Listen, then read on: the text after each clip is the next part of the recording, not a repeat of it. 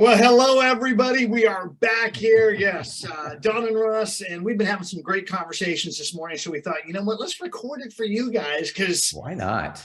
That's man, what I'm saying. there's things in the air out there, Don. I've been chatting with agents, a bit of sniveling, a bit of whining, a bit of complaining. What is going on out there? Well, and it's really a good topic because we've been talking about the market shifting, and of course, I'm sure you were telling your clients the same thing I was telling my clients 3-4 months ago. I mean, 6 months ago, a year ago. It's changing. You can feel it. You can start to feel it, and of course, it then went through this complete stoppage.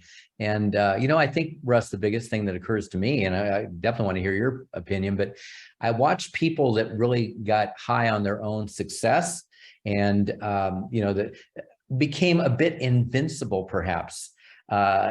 With look, I'm a rock star. It's like, no, you were in the right place at the right time with the right market. We've never seen before, by the way. Record marketplace. And yeah, production was amazing. If you were succeeding during that time, listen, nothing wrong with being in the right place at the right time. There is something hugely great about that. But we get to the place now and they're starting to see that they don't have the skills they thought they had. They don't have the talents they thought they had. And by the way, the question, Russ, here's the question that keeps coming up. Oh my God, I've got a listing for 3 weeks. What do I do? Well, I want to go back to the right place at the right time because you had nothing different. Every single real estate agent was at the right place at the right time. Totally. You weren't special. You weren't unique. You weren't doing anything differently other than like every other agent. You were taking orders. We all were. Yep. We were order takers. It was like we were at because my favorite restaurant, every time I get to California, you were like the person at the In-N-Out speaker.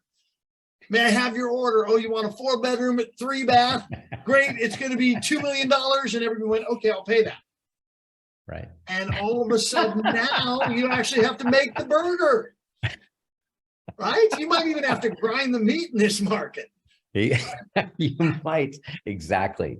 It's going to be a different world. And what I love about it is that you now actually get to become a real estate professional.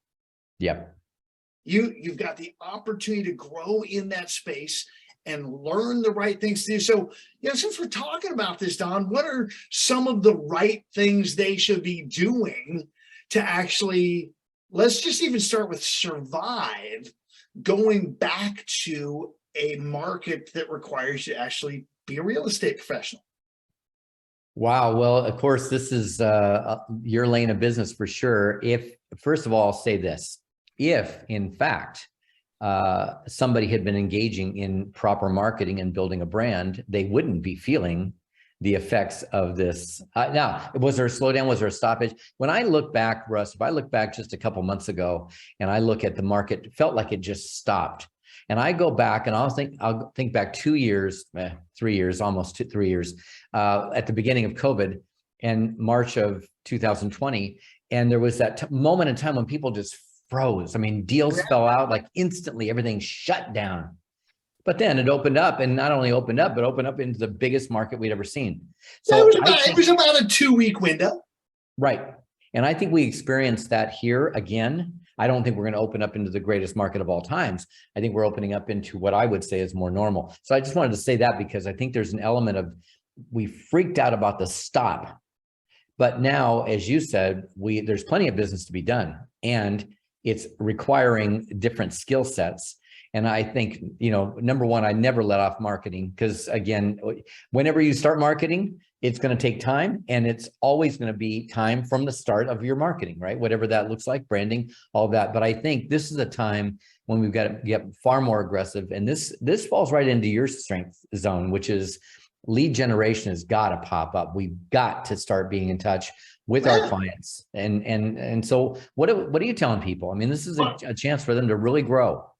Again, just like they never should have stopped marketing, which a lot of them did, they never should have stopped, I'll say, communicating. I've really shifted my language to conversation because I see lead generation as finding new relationships.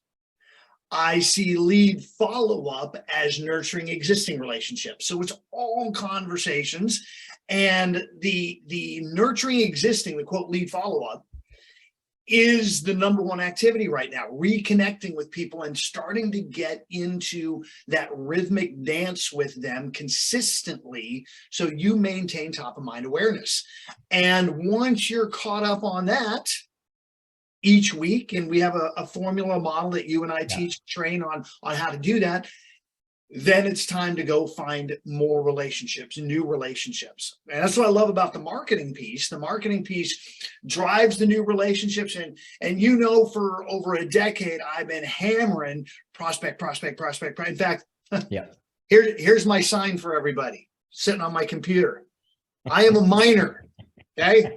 We're digging deep, we're prospecting. And at the same time, that marketing piece not only drives new relationships and people to kind of get to know you without you putting in the direct effort, it's also a great tool for maintaining existing relationships. I'm also, as well as teaching the communication piece, the conversations, gosh darn it, let's be communicating through multiple channels with the people we are in connection with and keeping them updated with what's going on. Because yes, the markets, whether we're going to admit it or not, the volume of transactions is down and down significantly. There is less going around. Depending on the market you're in, there may be a lot less.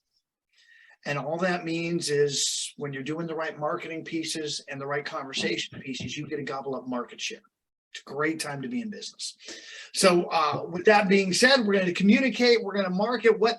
What else can we be working on, Don, to make sure we thrive now instead of just survive, thrive in this market? Well, let's face it, there are deals being done every day. That's the reality, right? As much as we hear the news and freak out about what's going on, interest rates are 5%. Man, I'm not going to get into exactly where they are, but they're how much? Oh my God, it's so high. I know. I have 2.5%. Look, exactly. Look at the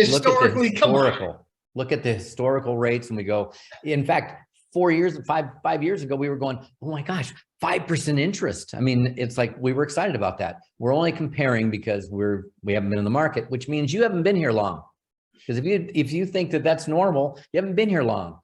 So I think that there's another piece to this, which is we've got to realize that the market has shifted such that there are people that have already left the industry, which means, yes, Russ, less deals, but also less realtors to share the deals. And volume went up, prices went up, which means we actually have the ability to make the same money and more if we keep our numbers up. And by the way, are on the phone having great conversations. And by the way, if we take listings and figure out how to service them for longer than 5 days,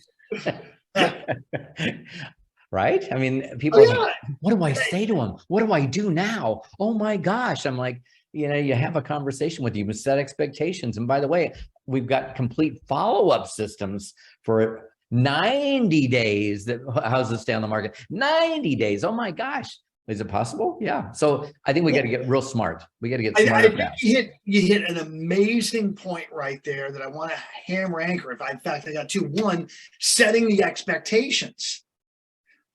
You're paid, every one of you is paid to be a persuader, to be an educator, those two combination. And you need to do it up front. Yes. Here's what to expect. If you set an expectation of 90 days with multiple price drops potentially along that 90 days, and it sells in 30 days, are you a hero? Yeah. And yet right now we're not setting those expectations. So they just go off of what they've seen with the neighbors over the last year, where it sells in 36 hours with multiple offers.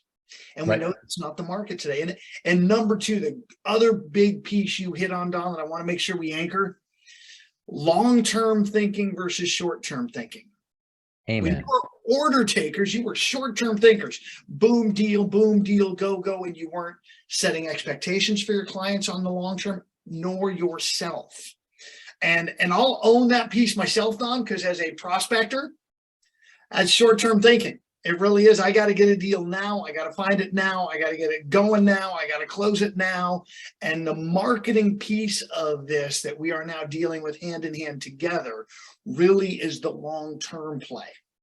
So one other thing I talk about with everybody, do you have a farm? Have you analyzed a potential farm rather than just going, oh, I'll be in this neighborhood? Have you really done the right analysis, figure out if it is a potential good farm? And then have you put together the plan, like I know, Don, you're always teaching and sharing, the multiple steps to ultimately own that farm over 2 to 3 years? You literally can have an entire lifetime of income if you just put in the pieces. So start the long-term planning. That would be my biggest takeaway right now as we move into this. Yes, let's do the short-term activities, and let's also shift in the long-term planning for how we're going to build a career rather than just a moment of income. Dang, Russ, that's like mic drop. I'll take it. Sold. Awesome. Listen, that's why your clients, that's why your coaching clients succeed at such a high level. That's why you're driving people to levels they've never seen. And, you know, I love that you're adding in that marketing piece because, it's what I Old believe. dogs, new tricks, Don. I just think that, yes. And I think that it's always about the long-term thinking and supplementing. Again, this is a huge conversation maybe for another day, but I just heard a guy on stage a week ago say lead prospecting based, marketing enhanced, and we could have the whole conversation about marketing based, prospecting enhanced, and that would be a great video. But I'm just going to say, I love what you just said about the long term, because we got to play the short term game right now. We have to do what we need to do. We haven't been lifting muscle. We haven't been lifting weights. Our muscles are weak. We've got to get strong and really pour ourselves into the skills that you've been teaching for years and years.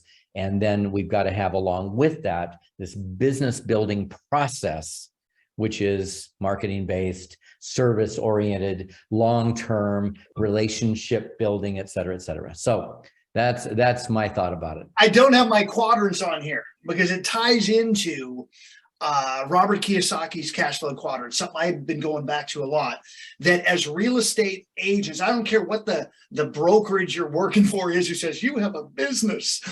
No, you are in quadrant 2. You are self-employed. You are a 1099 of them, making them money. And you're in there, and that's where the prospecting focused, marketing enhanced lives, in quadrant 2. You're there, and it's just about survival. And that's where almost every brokerage wants to keep you. And what Don teaches, and I've finally sort of embraced just a little, is shifting from quadrant 2 to quadrant 3, ultimately to be marketing focused, prospecting enhanced. It's a shift. Though. If you don't have enough revenue right now, if you're not there yet, you've got to hammer quadrant 2. You've got to build that self-employed side and really nail your prospecting focused, marketing enhanced life. And the moment you've got your monthly revenue where the household and the family's happy, you got to make that shift. Otherwise, you're going to be constantly on that treadmill, grinding away, transaction after transaction, taking vacations and paying for them twice, once to buy the vacation and once for the 2 weeks you took off. That's quadrant 2 living. Wow.